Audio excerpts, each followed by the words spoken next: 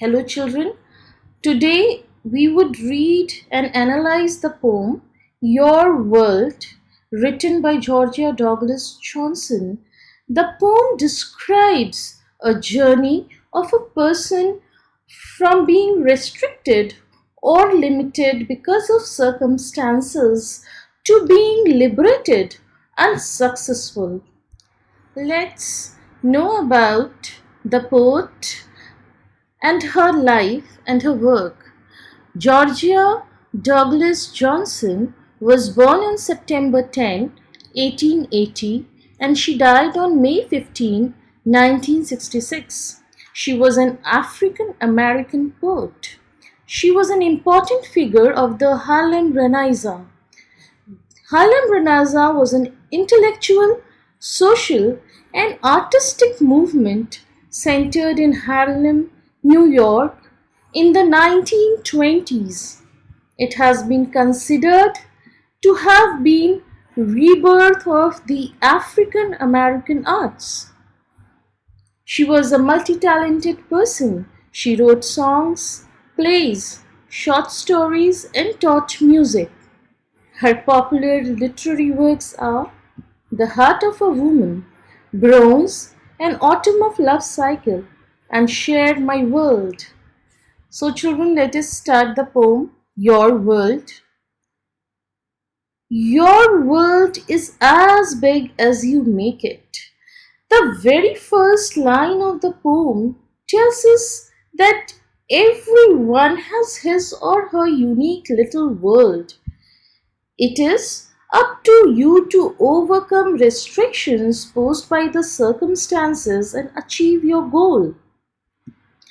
So, in these three lines of the first stanza, the poet has compared herself with a bird who feels limited and restricted in a small nest.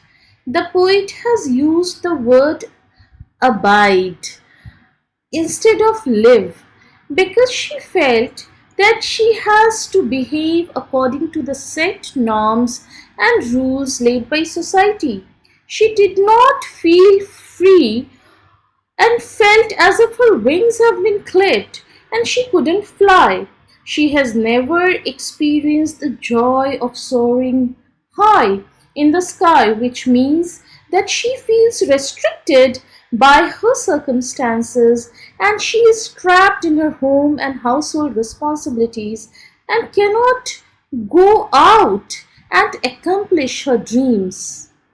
Let's read the second stanza of the poem now. But I sighted the distant horizon, where the skyline encircled the sea, and I throbbed with a burning desire to travel this immensity. In the second stanza, the poet has set her goals. Now she knows that she wants to achieve her goal even if it is difficult to achieve it. She has been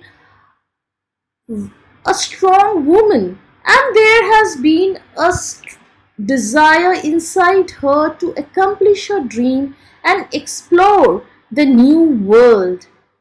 She tries her best to achieve her dreams that appeared to be distant and far-fetched. Now let's go through the last stanza of the poem, which is beautifully written. I battered the cordons around me. Here battered means broke. She breaks all the cordons, and cordons means obstacles. So she has broken all the obstacles in front of her or the obstacles that surrounded her.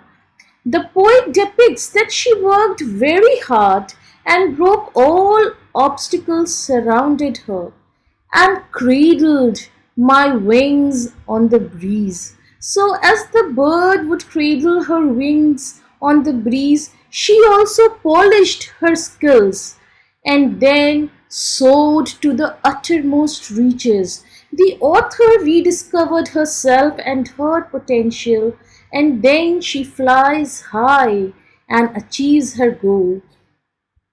With rapture, with power, with ease. The last line of the poem shows how wonderful it is to accomplish one goal, and it also portrays the extreme joy, the power, and the liberation which she has achieved when she achieved her goal. So, children, let us discuss the theme of the poem. Everyone is gifted and has the potential to overcome hurdles and achieve his or her goals. So, children, your world is an inspiring poem which tells us that all of us have immense potential in us, and we all need to discover the potential that is already present in us and achieve our goal through hard work and perseverance. In the poem, the poet explains to us three phases of a successful life in the three stanzas of a poem. In the first phase, we as individuals may be fearful and nervous with little self belief because of unfavorable circumstances. In the second phase, we become aware of our goal and there is a strong desire in us to succeed. This may actually trigger us to work hard and polish our abilities. The poet has used symbolism where wings means our potential and horizon means our goals.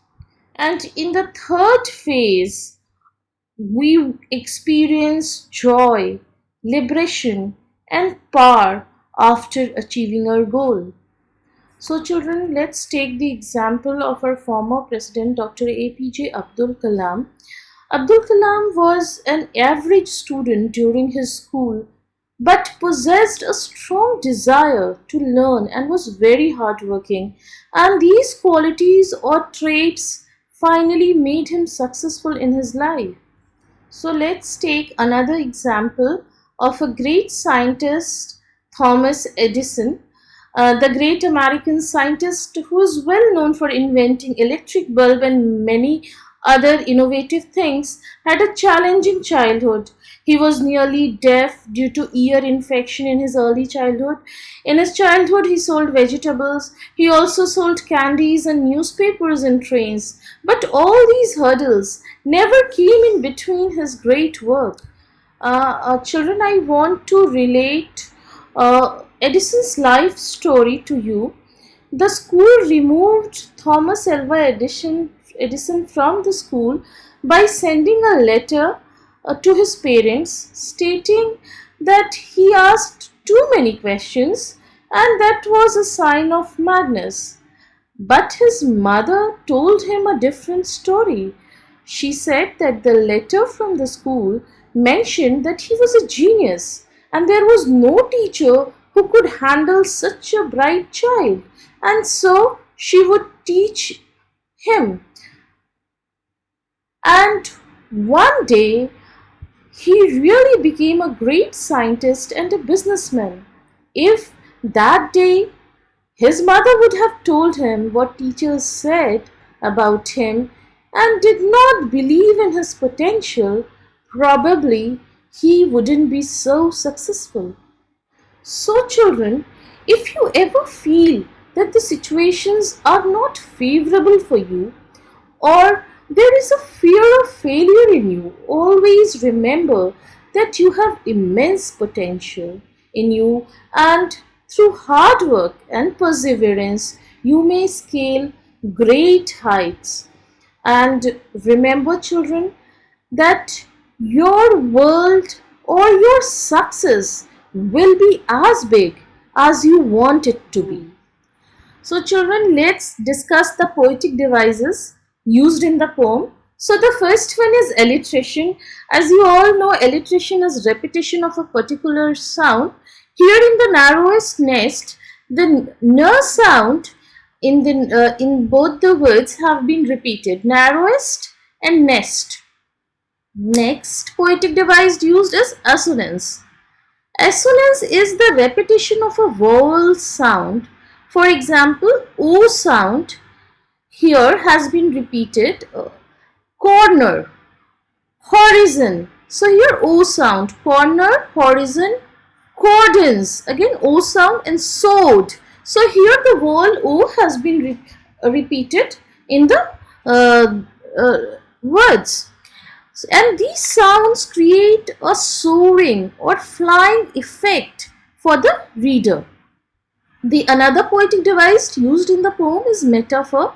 There is a central metaphor, and in the poem a comparison or association is made without using like or as. The poet has compared herself with a bird, my wings pressing close to my side, and cradled my wings on the breeze. The poetic device simile has also been used in the poem. Simile is a comparison using like or as. Your world is as big as you make it. So in this line, the poetic device simile has been used. Imagery. Imagery is the figurative language, and here visual imagery has been used when in the line I throbbed with a burning desire.